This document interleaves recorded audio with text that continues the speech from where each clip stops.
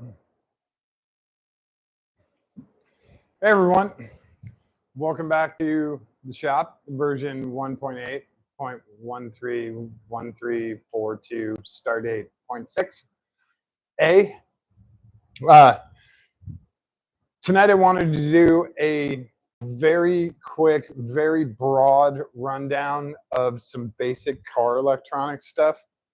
And this is to sort of help you get over any kind of fear you have about working with electricity or any sort of fear you have about wiring in general. Can it be dangerous? Yes, it absolutely can. Your batteries, normal car batteries, throwing 4 to 800 amps if it wants to, and it will absolutely juice you and turn off your heart. Promise, it will. But with what we're working with most of the time is going to be under 10 amps, maybe 20. And if you are really terrified of that, you can use gloves. You can use nitrile gloves. That'll help dispel a little bit of electricity. But if you're tapping battery cable, jumper cables together, it's going to go right through those. But you can do stuff to, when you're practicing, just sort of ease your mind and sort of relax with it, because you get very stressed out. When you get stressed out, you do sloppy work, stuff like that. So, oh, who's here? Hey, Liz.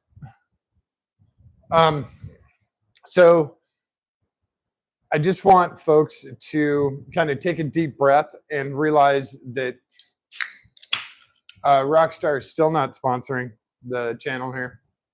So I still have to get cases from Amazon because I can't find it locally.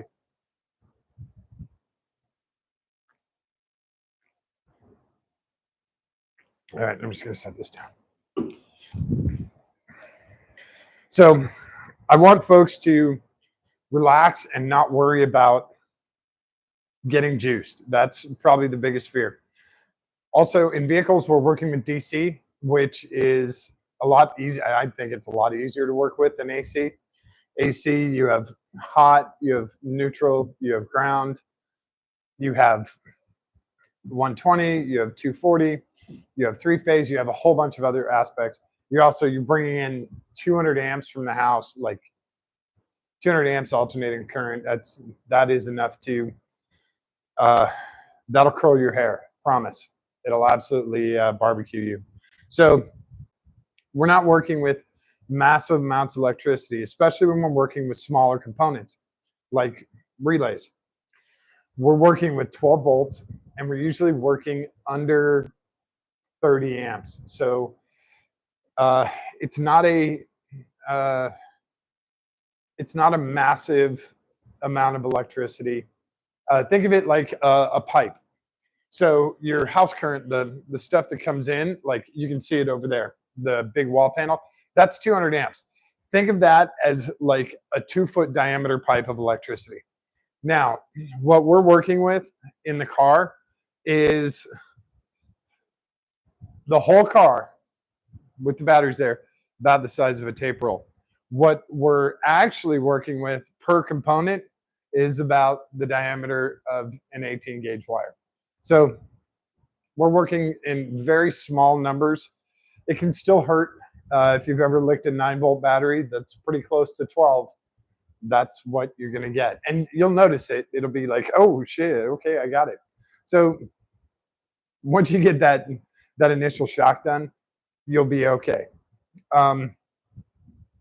So I'm going to go through some like super, super basic stuff just to get you going on the right way to do this. We talked about A-team and B-team before. So I'll kind of describe same sort of thing, doing the same sort of thing with the wiring and the electronics. Now, you guys know in the limo, and I have this little cheapo friendly pad from U-Haul. Thank you, U-Haul. The ladies were nice enough to give this to me when I moved here. In the trunk, we have a lot of electronics going on. We have all the stuff for the hot tub. We have all the stuff for the audio video, and all of these stuff for, what else do we have? The door poppers. There's a ton of other stuff that is electronic in here. So The wiring that was here before, you guys saw it on the last one. It was so bad. Again, they did it in probably half an hour. That's fun. The car was originally used for a music video. It needed to go 100 feet. They got it to go 100 feet and nothing caught on fire. So, okay, fine. But we're going to do it a little different. We need it to be able to run and drive on the highway. And that's why we did the gas gauge. We have a gas gauge in here. It probably hasn't had a gas gauge in 25 years. That would be my guess. And because the tires that were on this were 20 years old when I got the car, and that's almost 3 years now, almost 4 years now. So yeah, I don't think this is at a gas gauge in this millennia. So we got that, and that's working, and that's awesome. But we're going to clean up a ton of the electronics. Now, for the door poppers, those wires they ran positive and ground all the way up to the front, to the doors. And they used massive wire. They used, I think it was 10 gauge wire or 12 gauge wire. They ran huge wires all the way up, entirely unnecessary. And here's why. A simple car electronics, you want your ground as short as possible. You want it as close to the component as possible and as short as possible. Now, your whole chassis is going to be ground. That's why you want it short. So if you have a battery in the trunk and the negative terminal goes to the chassis, the rest of the car, the whole chassis is all grounded. So when you have a radio up front, a stereo, you ground it to the frame up front or to the body, it's going to come all the way back here immediately. You don't need to run positive and I should say 99.9% of the time, you don't need to run positive and ground all the way. You need to run positive, yes, obviously, because you need the juice. The ground is going to be the whole car. So, and in most cases, you can find a ground that's already being used. The manufacturer will do a nice big lug, and they'll have like 5 or 6 lugs going to that for whatever, for the stereo or the headlights or whatever. They'll all have that on one lug. You can use that lug too. That will go to chassis. Keep your grounds as short as possible. The other reason you do that is because if there's a problem, I would say probably 75% of the time, 70, it's a grounding issue. Just like with trailers, with their lights, most of the time, on trailers, it's about 95%. It's a grounding issue. So you want your ground close so you can check the ground first. That's why. If you have to go back and forth to check ground at chassis and where, it's a huge pain in the ass. Do your ground as close as possible to the component. So for the door poppers, we're going to get rid of about 20 feet of wire on 2 sides. And the only thing we need, I just need the positive to come back to the relays back here. We have a new relay board and electronic component board that's going to go just inside this fender, inside the trunk. So you don't need all of that wire, and you're wasting wire. Maybe it was cheap back in 2000, but it is really expensive. So let's not waste it. Speaking of wasting wire, I have a bunch of scrap that I've got from different projects, and I have a little box here, and I've picked out a few that I'm going to use for the relay project, the double switching relay project for the plate actuator. On the back here on the car, there's a really, really nice Spall actuator. It's like probably $200 or $300. And you provide power and the plate goes down. You take power away and the plate comes back up. So it's handy to have a spare wire box, even for just short little jumpers. If you're just going to jump from one connector to another, it's nice to have short little guys. And if you can get them in colors, that really helps with identifying stuff and also remembering. If you're building stuff, you'll be like, oh yeah, it was the yellow wire or it was the brown wire. It just helps. The other thing is soldering connections. Now, this again is not a requirement, but this is sort of an A team, B team thing. If you're going to solder, you're going to want to heat shrink. If you do solder, you're definitely doing it the right way. And soldering we went through the other night, you get a bare end like this, and you solder it. You do what's called tinning, and you'll just tin the end of that and you'll put solder on it. Now, why do you do solder? If you're going to crimp it on there anyway, why do you do solder? Solder gets rid of air. Air doesn't conduct electricity, and air does conduct electricity, but you need some voltage. You need some mega voltage for air to conduct electricity. We don't have that here. We have 12 volts. So we get a much more solid connection. It also prevents the wires from breaking. It gives it's more sturdy. So you have flexible wire here. It's not solid core until it gets to the end. And then when it's tinned, it's kind of like solid core. Solid core. This is solid core wire. I use this stuff for testing. And this is what you have in your house. It is a solid piece of copper, and you can bend it and shape it however you want. So solid core is great for moving electricity. Really great. And you don't have to worry about any air in it. So that's why we tin the ends. It makes for a nice crimp.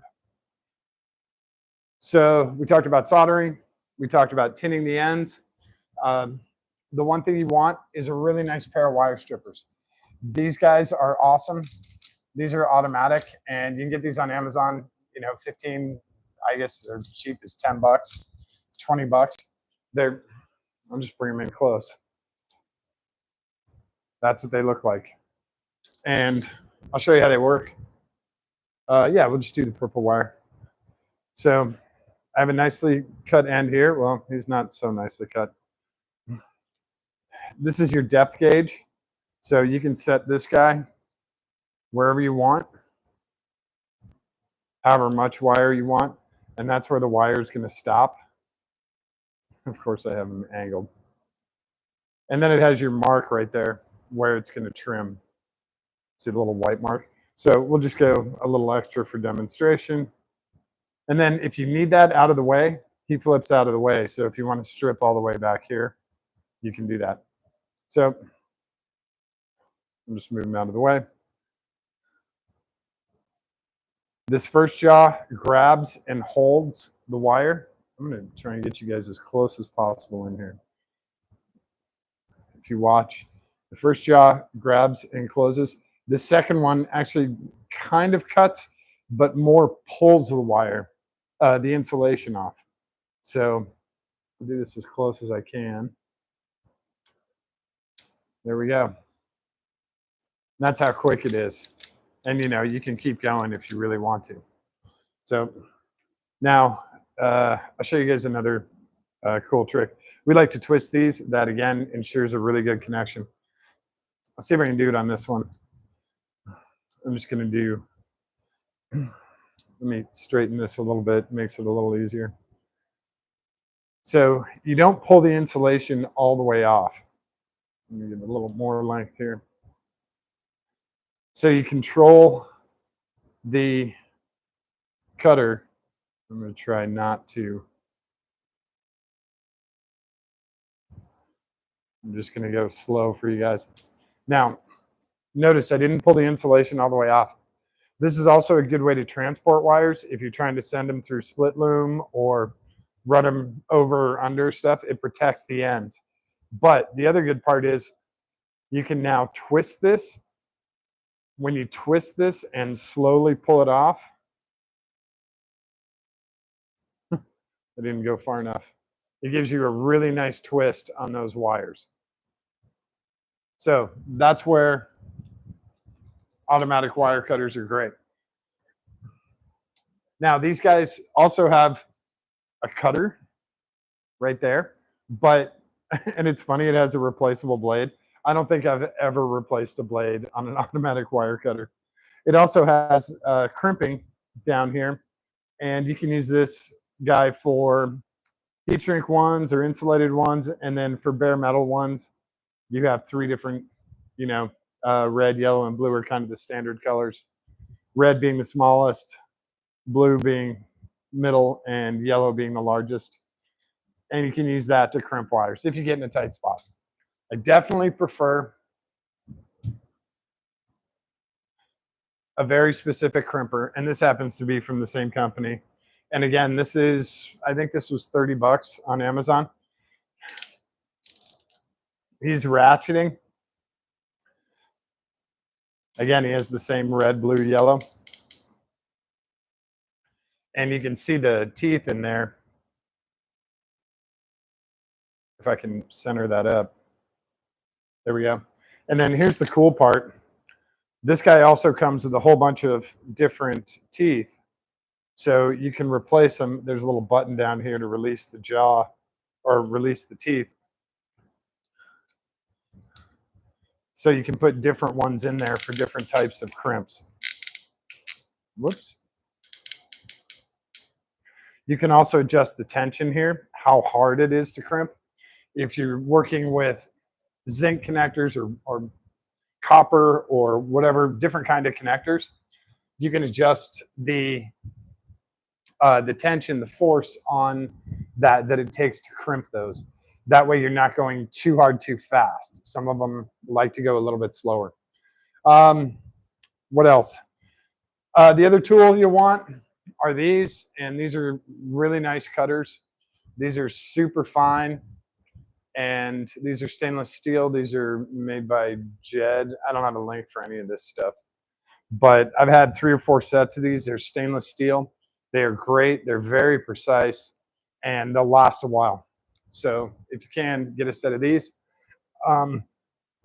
Another tool, well, pair of scissors, just little tiny scissors. You don't need the big cutting racks of ribs in half. The other thing I have is a jeweler's screwdriver set. There, I'll put it over here so you can kind of see what it is.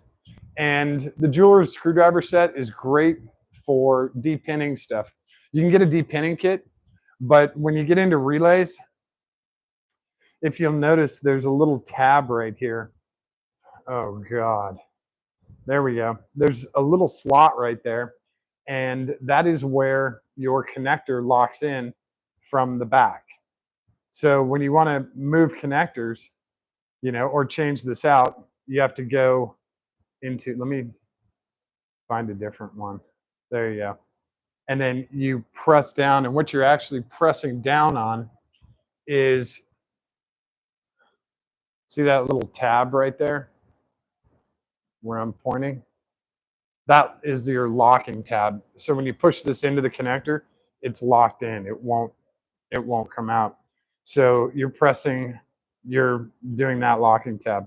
Now, if your connectors fall out of your relay box, lift up on this tab, just take a small screwdriver like this. Like, I'll exaggerate it a little bit because this guy's a nice connector. Now, there you go. Now you can see the tab. That's your locking tab. Oops, he's on this side. Right. Oh, come back here. Right there is your locking tab. And when he goes up into this connector block, he'll lock in place. So we use this to release him when we want to try different wiring combinations or whatever. For this project, I have 2 different connectors. I have these insulated connectors, but I'm probably going to take the insulation off, and I'm going to use heat shrink instead. That is, I actually prefer heat shrink over the insulation. The insulation's okay, but it tends to get in the way. And when you have a thing like this, when you have a block like this, that insulator sucks up a ton of space. This isn't going to be exposed. If you want to, you can double down. You can do insulator plus heat shrink. That's a great way to do it too, if it's exposed. This guy is not going to be exposed to the elements, so we're not going to be doing him, we're just going to use regular heat shrink. Now, we talked about heat shrink the other night, but I finally got my color kit in, which is great.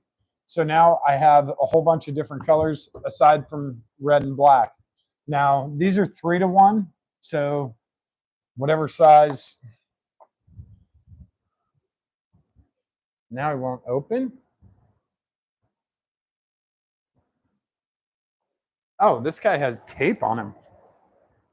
The other guy didn't have tape on him. Hang on.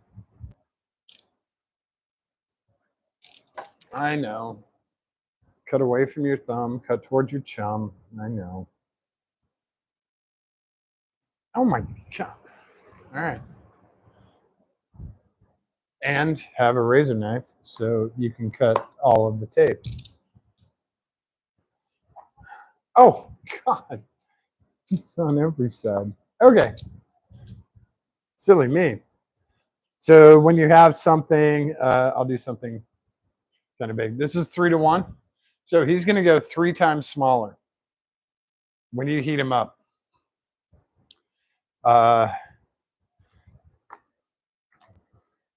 Does it say on here? It just says 108 pieces. These guys are 4-to-1, and this is dual walled. This is heavy duty stuff, so you can use this on exterior. This is heavy duty. You guys can't see black. I'll just do red. This is 4-to-1, so he's going to go 4 times smaller when he gets heated up. And this stuff is really heavy duty. Now I have a whole bunch of red and black because of positive and negative. So we're going to use that for grounding stuff.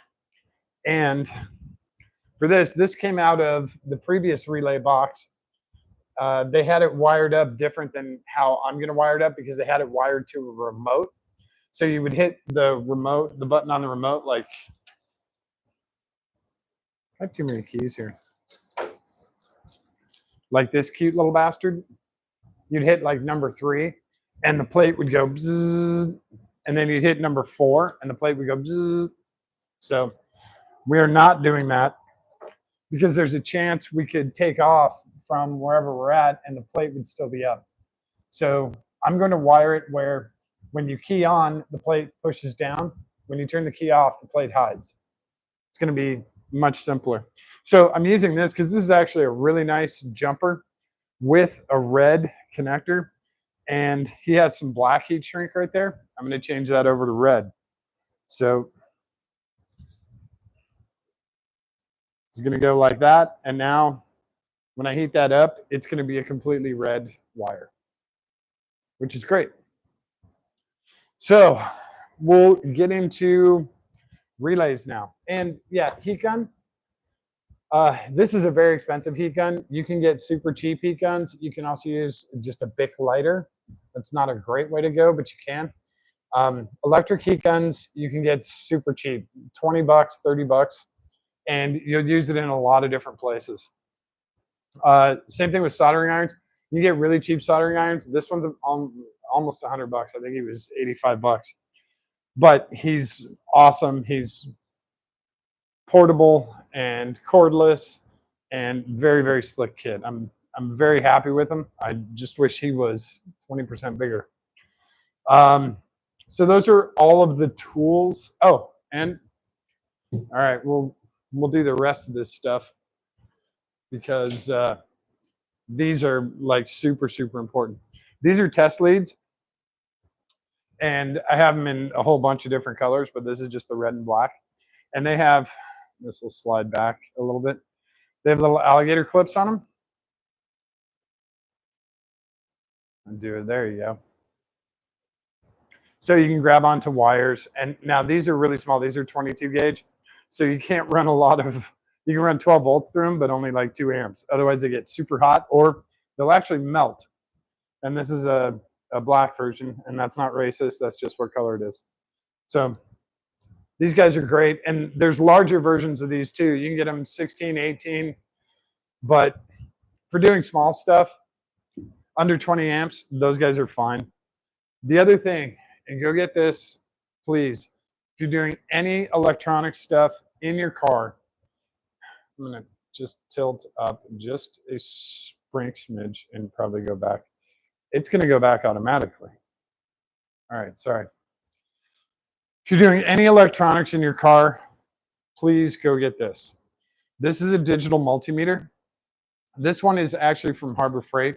This is 20 bucks. And if you guys think I'm full of crap, I actually pulled it up.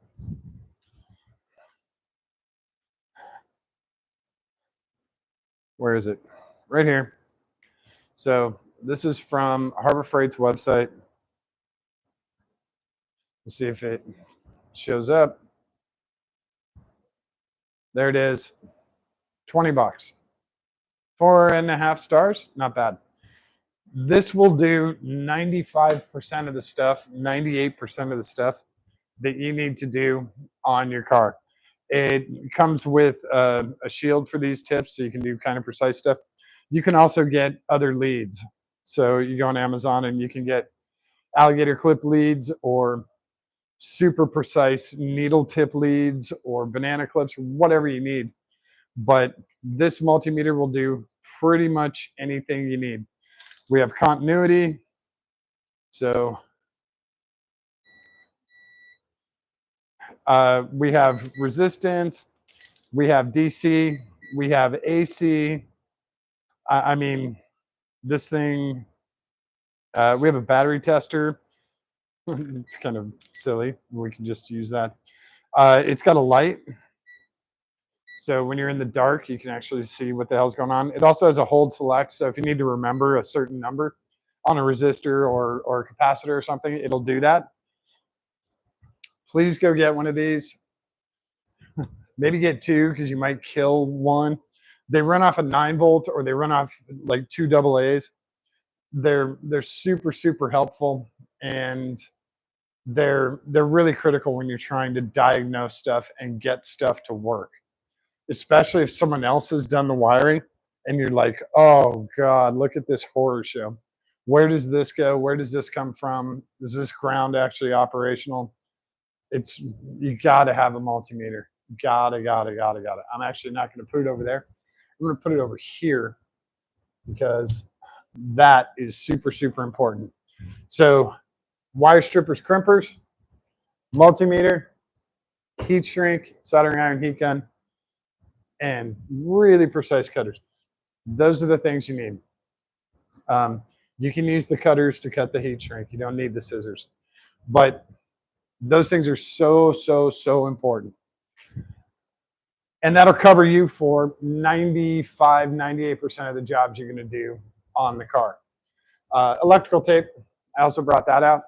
I use electrical tape mostly as a protector. When I know that I have 12 volts coming to something, I'll wrap the end of the wire really quick to make sure that it doesn't ground out on something I don't want it to. I don't really use this stuff for, tying wires together or splicing or anything like that. It's not really what I like to use. So this is a temporary fix. And the gas cap, you guys don't give a shit about the gas cap. So those are kind of the tools. Those are the basics that you will need to do most electronics in the car. And here's something else. Like when you fire up the multimeter and you're looking for, you're just looking for DC, trying to find 12 volts. When you touch this to one side and touch it to another wire, you are not going to start welding. I promise. There's a breaker inside here that it even has a little kickstand. There's a breaker inside here that will actually pop before you do anything damaging to yourself. And so you don't need to worry about that. When you're like, oh, is this 12 volts? Oh, okay, yeah, that's 12 volts. This will pop before you do any kind of damage. So if for some reason you're, I don't know, measuring across a TIG welder in the tungsten, yeah, this thing the breaker will go. You'll have to, it's probably cheaper to pitch it and get a new one, but you can tear it open and you can reset the breaker. There's a big fuse in there. What do they have? 100 amp fuse in here? I don't know. Oh no, this is a 10 amp. The Fluke ones have like 100 amp fuse. I can't read what it says. Yeah, 10 amps. So yeah, if you go over 10 amps, it's gonna, if you short out 10 amps plus, it'll immediately hit the breaker. It'll probably just shut off and probably open resets. And that's fine. Let's go get another one or reset it. So don't stress out about using this when you're, testing relays or whatever, and you're like, oh, hey, don't freak out that you're going to, all of a sudden open a black hole or send a lightning bolt to the lights above your head. It's not going to happen. You're going to get a weird reading, or it's going to, or shut off. Also, this has an auto shut off. So I think it's after 10 minutes, it'll turn itself off and save its batteries. So that's seriously, it's super basic. If you want a super badass multimeter, Fluke is the #1 brand for multimeters. If you want to spend $300 on something just like this, but it's yellow, go ahead. I used to have a Fluke. I gave it to a friend of mine who was getting into the automotive business, and he's been using it ever since. It was a gift to me, so I sort of re-gifted it to him, and he's been very successful with it. So I'm glad. You can get a Fluke if you want. Not really necessary. There's the Fluke just has much better accuracy. So if you're trying to find, it's better for microelectronics, computer boards, stuff like that. It's better for that. But for doing rough automotive stuff, oh, this has 12 volts, this has 14. This is, 90 ohms, this is 250 ohms. This works just fine. You're not gonna do anything really crazy. So that's it. Oh, and solder. This is Rosencourt. Believe it or not, this is from Radio Shack. This is 050 diameter. And for most car wiring, this is going to be fine. You can go a little bit bigger if you want. If you can get it from Radio Shack, that'd be cool. But Rosencourt wire is the best way to go. Lead-free. Don't inhale those fumes. If you're doing a ton of soldering, have a little fan, or a big-ass fan like that. Get the fumes away from you. They're not good. Even Rosencourt, leaded, doesn't matter. They're not good. So now we have all the basics. We can get all the wiring done in the car that we want to do. I poked around on the interwebs, and the Google machine found me some very cool drawings. So I didn't have to do the drawings for you guys. And I'll pull them up on the iPad in a second, and you guys can screenshot them, whatever, and use them for your rigs. But what we're doing with this car, we being me, what I'm doing with this car is I gotta get that mental thing out of my head, because like I'm the only dumbass here. So like I told you, the plate is gonna go, when we do the key on, the plate is gonna drop down, so we're totally legal. When we key off, the plate is gonna come up and hide itself. And that way we stay legal all the time. I don't have any troopers asking me, where the hell's your plate? And I forgot to click the remote. So I looked for a few different relay setups where, now this is weird because the actuator needs 12 volts when you key off. And that's where things get kind of weird, but that's why we use relays. So if you're running just straight wire, you will have 12 volts in and you'll have 12 volts out, and there's nothing to stop it. If you add a switch, that's great. The switch will stop it at the switch. But if the switch is momentary, whatever, and then if you want to go the other way, you have to have another wire, also with a switch, and that way the blue would be plate going down, yellow is plate going up. Now I got to run another damn wire. I have to have another switch. I guess I could wire it with this if I had a double pole, double throw switch. But anyway, it doesn't matter. It's kind of a mess. And I don't really want to do that. So what I want to do is have power to a relay, and that will drop the plate, and then power to another relay once we power off, that will raise it. Now, the cool part about this actuator is it has micro switches in it. When it reaches a specific point, the switch clicks open. So there's no more power and the relay will shut off. It doesn't, it doesn't suck any more power. Same thing going down. Bzzz, it won't continually send voltage trying to get it down. It'll switch the relay off. Relay blocks are really cool. Now, the one that I got for the car isn't going to work for what I want to do because that one has, the relays are built in and they're very specific. Even though they're latching relays, latching relays will have 5 lugs like this. Standard relays won't have this center lug. This is called the 87A. So long live the days of Radio Shack, absolutely. Regular relays that you have in your car, most of your relays are not going to have this center lug, which is 87A. This is 87. And that is a latching relay. That means it closes the switch until power is told to go away. Think of a relay as a remote switch that you don't have to touch. So when you apply power to it, it's going to close that switch until it's told to open that switch. So it's your little buddy that's a switch. That's the easiest way to think of a relay. And the cool part is you can put them all over the car to do very specific things.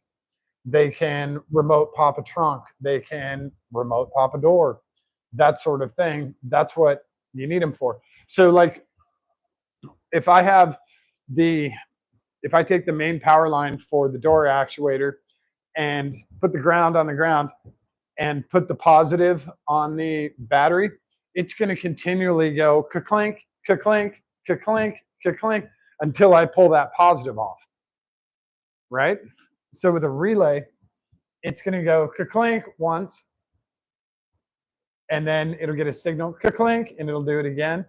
When it gets the signal, it'll do a switch. So it's not a repetitive thing. It just doesn't keep going and keep sending 12 volts. So this is your think of it as kind of a very basic remote switch for whatever you want to switch. You want to switch on your LED underglow or your Brodozer, wheel well lights, whatever it is. Use these guys, and these guys are small. These are small switching relays. Other relays are kind of big, but that's fine. The other thing you can get are these relay blocks, and you can get these in singles, doubles, quadruples, 10 packs, whatever. This set is really nice. There's a couple versions like this. He has a dovetail right here and a dovetail right here. So you can get a whole bunch of these together and just keep adding on. So you can do like a 6-pack or whatever. They also have mounting screws. So depending on if your relay doesn't have a mounting tab, whoops, he goes this way. So for our situation, we're going to mount from the relay. Because this way we can actually, if I mount this way, that didn't work at all. If I mount it this way on the wall, I can't read the relay because the thing is blocked. If I mount it this way, I can read that relay. So if I need to replace the relay, I definitely want to unplug both of them because they both have power. So I don't want to accidentally just send power. So we just unplug like that. So this will basically be the plug in order to go in. So you think this stuff through, and then you get it set, and then you can mount it on your board, and it's a much, much cleaner installation. So I'll show you guys the one last thing I'll show you guys for tonight, and then we'll come back tomorrow. I'll show you the wiring that I did on this, and I'll save a couple of the wires so we can do them ourselves. Just so you guys know how these work, I'll show you on this relay. So those lugs go into that block, and then they're caught in there, and this is how they attach to the relay. Now, oh, hey, all right, well, he just became non-insulated. Eh, so blue lugs really are tight on here. So if you're using small wire, a smaller wire, obviously that's a pretty damn small wire versus, I don't know if you can see in there, the yellow. It's a little larger diameter wire. Yellows definitely slide onto the relay lugs a lot easier, but they're looser. So that's why we prefer a slightly smaller wire, and we'll stuff wire in there. We'll absolutely pack it. So when you crimp it, it barely crimps. We want a really nice tight connection here. And the other thing you can do, and mainly just for like outside marine applications, stuff like that, you can put these connectors in, and then you can isolate them with heat shrink. So you can put the connector on when he's in the block like that, and then you can slide your heat shrink up, and he'll come on almost all the way up to the top of the metal tab. That kind of helps. Another way to help waterproof these, super simple, is just to use hot glue. Once he's in the relay, or once he's in the block like this, you can hot glue all the way around here, and that'll help keep moisture and all that other stuff out. When you need to swap out the relay, you can just peel the hot glue off. It's not perfect, but it'll definitely, if you get in a tight spot, it's a good way to go. Okay, there he goes. So yeah, we're using, might actually use all blue just because it is a really tight fit and I don't really want it to come apart. These guys look really close in size, but the blue is definitely tighter. So might switch that over to all blue. I haven't decided yet. And it's okay to swap. It also depends on what size wire I'm using when I'm doing jumpers. So I'll show you the jumpers in a second here. The jumpers, I might need a larger wire because I'm running 2. So I might need a larger connector. So I'll show you what we're doing with the license plate thing. And like I said, I'll pop up these drawings for you guys. Okay. So now you can screenshot this if you really want to. Hopefully that shows up pretty decent. And yeah, this is from John DeRosa, which is Hot Water Wizard. And this is a very, very basic setup. So there's another option, which I also found, and this is from the 12volt.com. But this is another option that if you want to try that as well, you can. So those are the two. Does it show? Oh, yeah, it shows up better like that. There we go. Okay.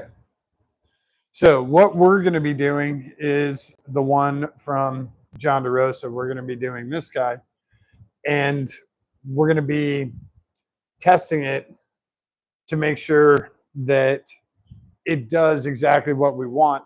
Now, what I'm going to do is I'm going to have a switch that's going to pretend to be my key. So I'll be able to do it all from the trunk. And that way, when I run the wire all the way back, I already know that it works. Up there in the front of the car, I have a bus bar for keyed power. I will run a power wire. I'll run it all the way back with the door actuator wire, and it'll come back and it'll run these 2 relays. So that's why when you figure out wiring like that, then you can do really cool stuff like this. This is a little 2-inch jumper. And you can tell from that drawing, we have a couple of different jumpers. I also have one that's going to be a big ground. It's going to be a double jumped ground, but that's okay. I just need to figure out how to do it. And I need more black wire.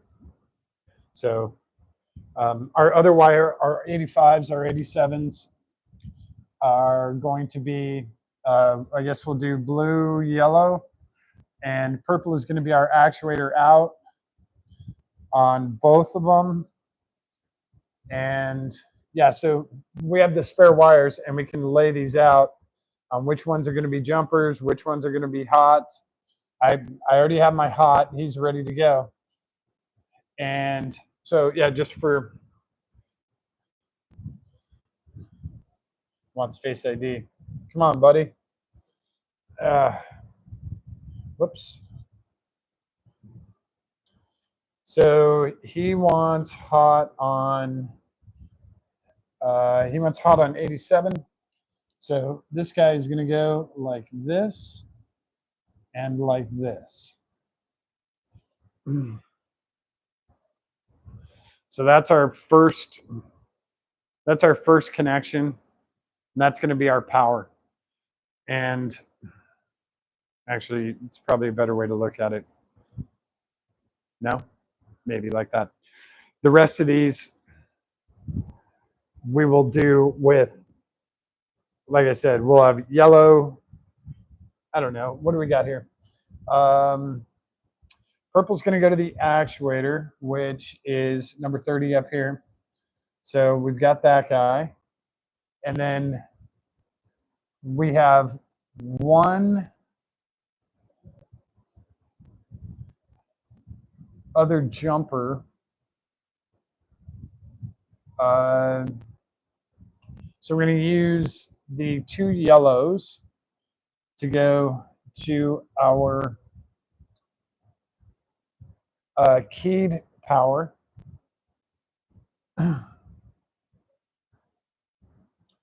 This will be key on and then key off. And then, I don't know, I suppose I need to do a black wire for the ground. So key on, key off is going to be up here. And then these 2 lugs, the 87A and let's see, the 85 and the 86 are going to all go to ground. So you can lay this stuff out like this, and then you're like, okay, there's that, there's the actuator, and then these guys are going to all be grounded. Then you can run a nice clean wire setup and get your crimps, get your connectors on. Looks a lot more pro. So definitely do that, and you'll have a super clean wiring system. Plus, it'll also be really easy to diagnose any sort of weirdness. If something's only going down or something's only staying up, it's a lot easier to diagnose it when you have a diagram to work with, or you have clean wires, and you remember, oh yeah, purple goes to the actuator, yellow goes to, if someone calls and is like, hey man, the plate won't go up, you're like, yeah, well, the yellow wire is the keyed, make sure that has power. This guy, make sure the fuse isn't blown. We're going to add an inline fuse to him.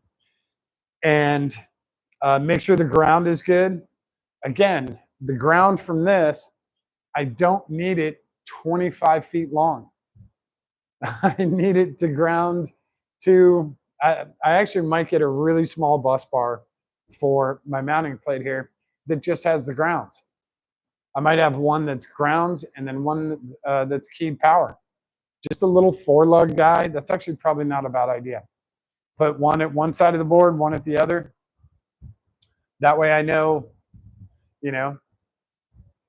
I always have power back there, and one is keyed. Actually, with the other battery in here, it's probably not a terrible idea.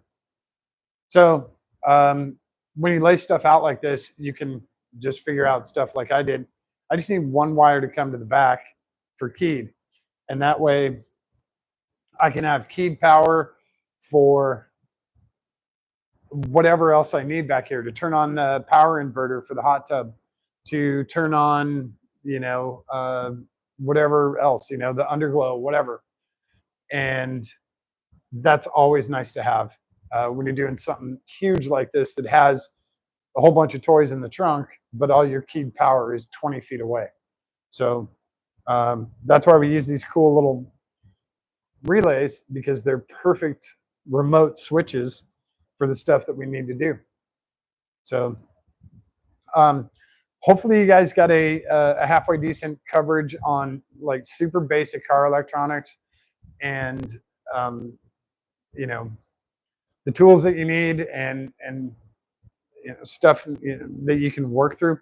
Again, here at this shop, these are all like super basic. I have just a myriad of connectors and all sorts of different tools. I have a cordless heat gun. I have all this other stuff. So I'm trying to put together like a, a viable shop. It actually is very helpful because I have a much smaller space to work with here. So the components need to be very specific and be able to like put them away, and they fit in drawers, because this is obviously not my big toolbox is 6 times that size, 7 times that size. So I need to make sure everything fits. And you need supplies. I have to reload on supplies like the heat shrink and the connectors, all of that stuff. I didn't have any of that stuff down here. You don't have to do a huge thing like this. They make small packs. This is 446 pieces. This will take me probably a couple of years to go through, depending on projects. But you can get like a 100-piece kit. That'll work great. These guys are like $6 for the multicolored set, and they're going to work great too. So if you want super clean, like Kindig level wiring, get the colored set to match your wiring. If you want positive and negative, and this is also the heavy duty stuff is great for exterior. So if it's going to be outside the car, that's the stuff to use. But this is how you do it cleanly. This is how you do it where it works every single damn time.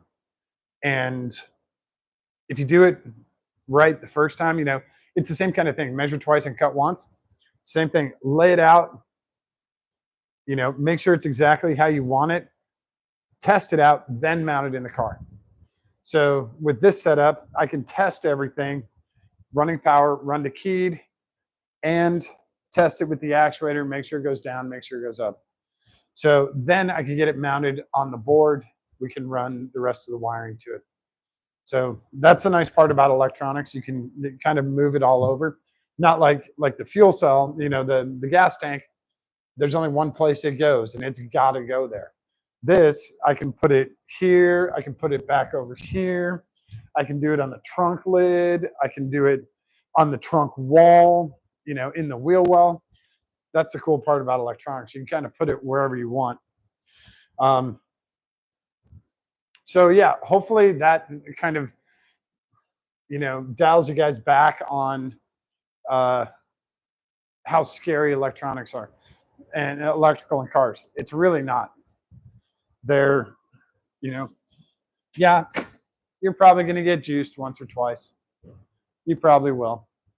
That's all right. By the way, this also, remember this gas cap's 40 years old. That's what it says. 93 octane only. Not bad, right? So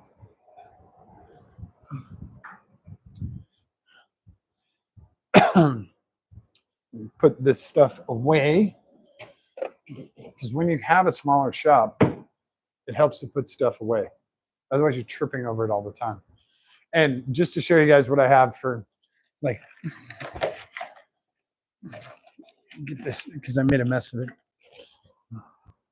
This is the spare wire, jumper wire box. And this is just a little Amazon box. And he goes in the stupid cabinets up here. And when I need a jumper wire or a test wire or whatever, I have all these.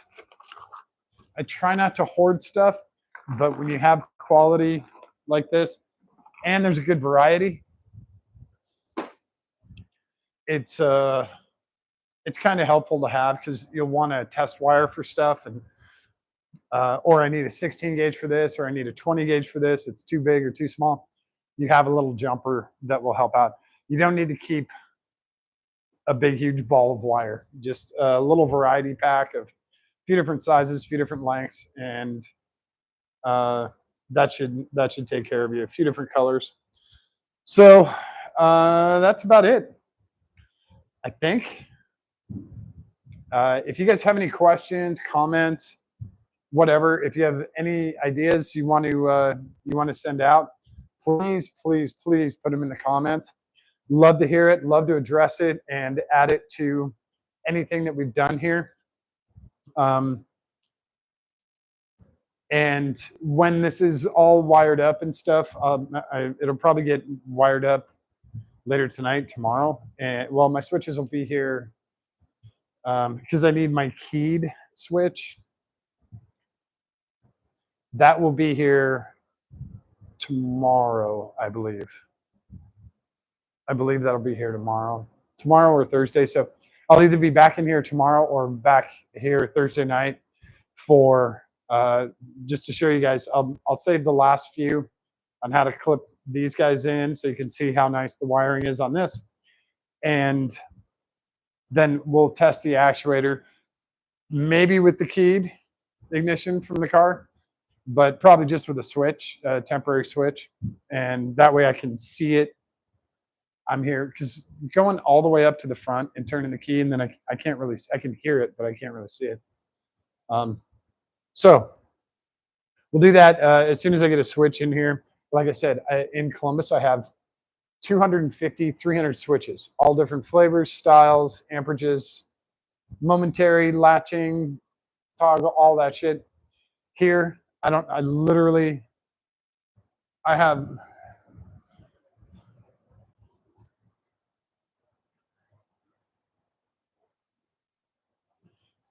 think.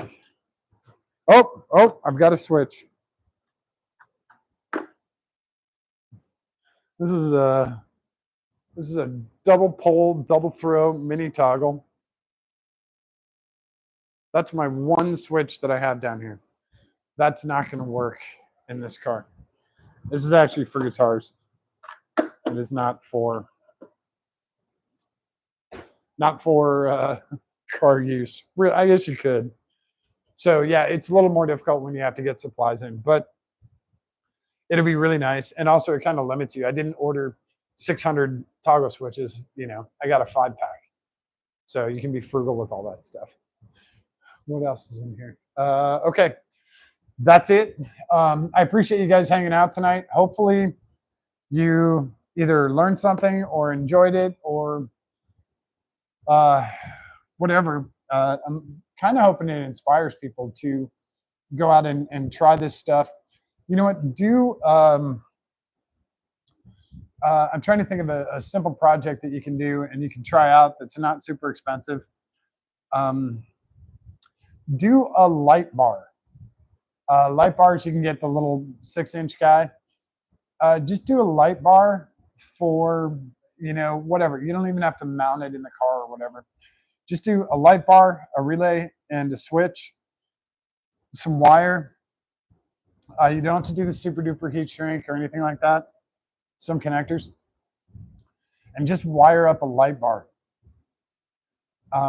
For less than $100, you could do a really, really nice light bar setup, and then you'll be totally set with electronic stuff for, you know, for years and years and years. By the way, there's soldering irons that are like $15 that are great. They're plug-in, they're digital. They're great. You don't have to get super fancy cordless like that. You can also, if you want to, you can just use the crimpers on here. You don't need the special crimper. You definitely need the side cuts. These guys, you're going to spend a little on that. The relays are not expensive. The relay blocks are not expensive. The connector kits you can get for $5 or $10. The heat shrink you can get. I mean, I would say for $100, you can do a serious professional installation of just a single light bar. What are the light bars? $15, $20? Try it, test it out, and that'll give you a super basic knowledge of how car electronics, how car wiring works. And from there, you can go crazy. You can get, you know, the latching relays like this that are positive when off and positive when on. You can start doing different stuff like that, and, you know, get flasher relays for your light bar. You can start adding stuff in. So if you want to try that out, and that'll get you a lot more comfortable. And then when someone says, "Hey, man, my brake light isn't working. I replaced the bulbs. I replaced the whole housing." Then you can easily diagnose, hey, it's something wrong with the connector. You've got your multimeter you got for 20 bucks. Oh, you're not getting 12 volts back here. Hey, let's go check the fuse at the fuse box. Hey, it's just the fuse. There you go. You already did it. Or they've got a burnt out relay. That happens all the time. These relays they're very durable, but they do wear out. So it could just be a worn out relay. So you'll be able to diagnose that stuff a lot quicker once you've done kind of a front to back, from the battery to the light bar, and you have your wiring and switching set. You'll be able to diagnose stuff that you couldn't do before, or someone is terrified to do. So hopefully that helps. Hopefully this has been kind of inspiring for you guys. And like I said, if you have any questions, comments, whatever, please definitely put them in the comments. And if there's something very specific you want to see, especially with wiring, please let me know. I'm happy to get into super detailed stuff. We can get into Molex connectors and Deutsch Connect. We did Deutsch connectors already. We can get into a lot more hardcore stuff if you really want to. But this is going to cover about 90% of what you're ever going to do on a vehicle. So yeah, it should work out. It should work out nice if you practice it. You'll get a million times better at it. But yeah, if there's something specific you want to see, definitely let me know. Or on a specific car, if you're like, hey, my Mercedes or my Cadillac or whatever, let me know and I'll try and get that car in here and we'll try and go through it. The newer cars with the CAN bus systems are far more complex. And the good news is there's just a ton of self-diagnosis. So most of that stuff is going to be done through the OBD2 port and a computer. And you can check relays there. You can check bulbs. You can check all your wiring for, grounds or short to grounds, whatever. You can check most of that stuff with the CAN bus and the computer, which is very helpful. But for older cars like this, these are super basic things. They've been doing them for 80 years, and they're pretty reliable. We have newer components that are much more reliable than relays from the 50s, right? So, yeah, even relays from the 70s. So that's about it for tonight. What do we got? Yeah, you're welcome. Feel free to use those diagrams. I will let you know which one works out best for this setup. I don't think I'm going to use the one for the remote. I think I'm just going to use the key on, key off one. I think that's a better option for what we're doing with the plate going up and down. But I'll definitely let you guys know. And that's about it. Don't forget to show someone that you love them. Give them a kiss on the cheek, give them a kiss on the tip of their nose, hold their hand, give it a squeeze. It is really important for them, but it is far more important for you.